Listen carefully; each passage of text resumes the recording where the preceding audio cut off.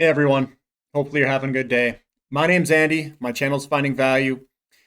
There's a couple of things I want to talk about in this video clip. I was looking through the comments section, reading some of the comments, and one thing to keep in mind is we are getting this break between physical silver and the paper price. You're seeing premiums.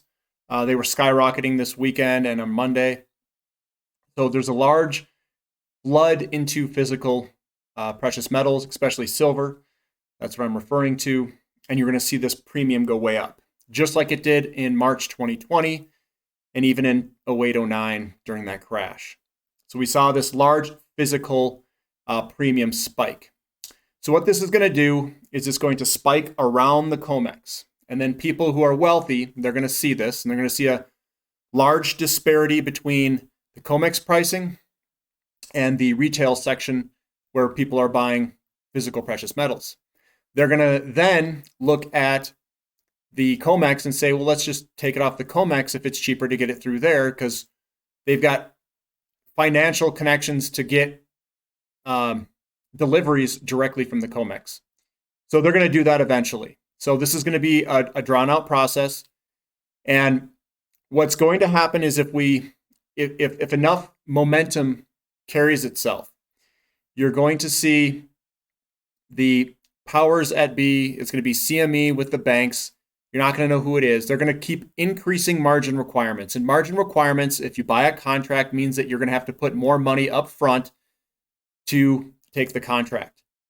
There's times where they really increase the margin requirements, and sometimes it's almost double in some instances.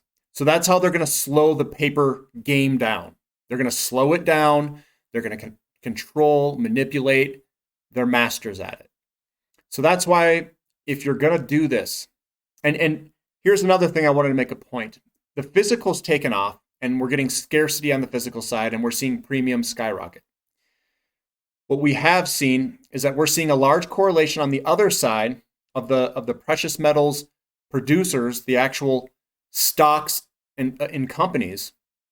They're following the paper price. And I saw this last time. So we can see a large divergence between the producers and their stocks, which follow the paper price, versus the physical metals. Now, I invest very much so in both. I have the stocks of a lot of these companies, a whole bunch of commodity companies, and I have physical metals in my other possessions somewhere else.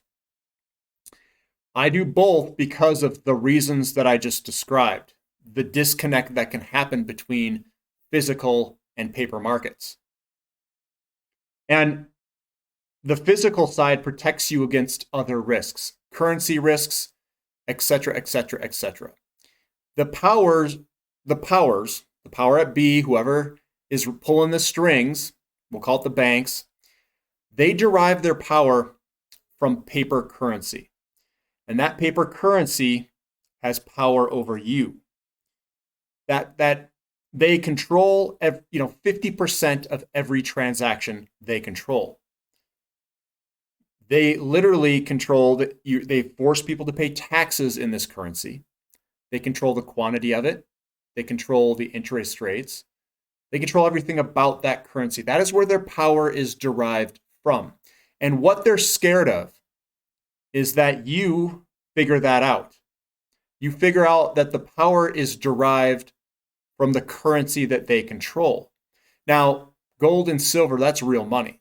That's something they can't control and is outside the system. And if people start doing transactions in that in real money, that is, they can't control it. They can't control you. They lost their control. And that's why if you look at other countries that have tried to do transactions in commodities with other commodities, we'll call it with money, gold, silver transactions, those leaders cease to exist because they need things priced in dollars, and that's their control, and they back it with an army. So you can't beat them in the physical, or you can't beat them in the paper game. You're going to have to go with the physical. The physical is where the value lies. And I've showed you an Exter's pyramid. why all of the wealth in the world could potentially transfer to a physical holdings of gold, silver, platinum, whatever the precious metal may be. I think platinum is a monetary metal. They just didn't know what to do with it back then because they could never melt it down from the melting point. But we've seen monetary uses even in today's of people in Congress who are willing to pay large sums in platinum coins, and we mint them in platinum coins. We issue them government sovereign coins that are platinum. So I think it's a monetary metal. It is extremely rare. So yes, but I've been in this game for a little while. I hold the physical for a different reason than I do for investment purposes. It's not supposed to be a leverage bet. It's not about making the most amount of money. It's more about protection and freedom. So if you want protection and freedom, I say buy some physical, and even if it's just a little bit, 100 ounces, 10 ounces, doesn't matter. Doesn't matter the quantity. Get some in your possession and continue to pile in over time when it's cheap. I think platinum and silver are extremely cheap right now. Even with the run up a little bit, I still think silver's a good deal. Now, here's one thing to contemplate. If this is a movement, if this is the beginning of the movement, and I don't know if it is, but if people are going to take more and more physical delivery of precious metals in general, might be a time to get on it if you don't have any. I'm not telling you what to do. I'm saying look at the physical markets, watch JM Bullion, the online dealers, go find a dealer that's local to you so you know how to transact and buy metals. Because if this stuff gets bought in mass and becomes short, it could be short for a very long time. And if it's a beginning of a movement, if people wake up, this stuff's going to be, it's going to get very hard to get the physical actual metals. So I would be positioning, if I didn't have any at all, I'd look to figure out how to get it, and I'd get some in my possession just in case. It's by no means is this financial advice.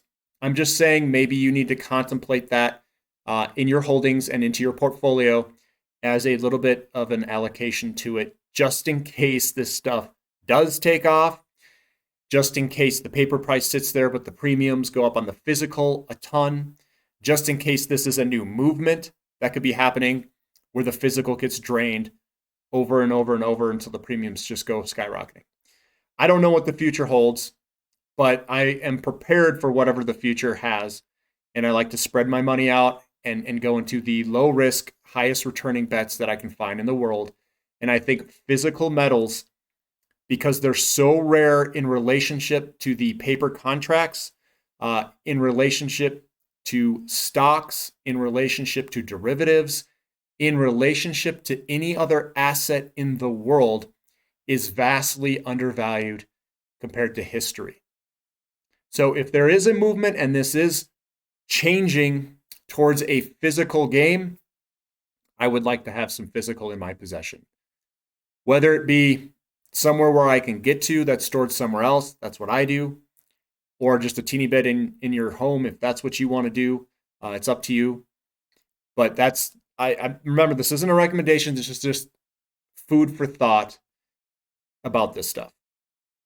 So if you don't have any, think about it, figure out how to get it, and then monitor it if you're still kind of a little bit on the edge of buying some physical. But that's the way that you win this game, is to drain the physical around the COMEX, and then eventually they'll drain it in the COMEX when the premiums force more wealthy individuals to say, I want delivery. Thanks for listening. I still think silver is a great deal. If you bought it, I think you lucked out and you got it. This is more about protection and freedom than it is about making money in some of these purchases.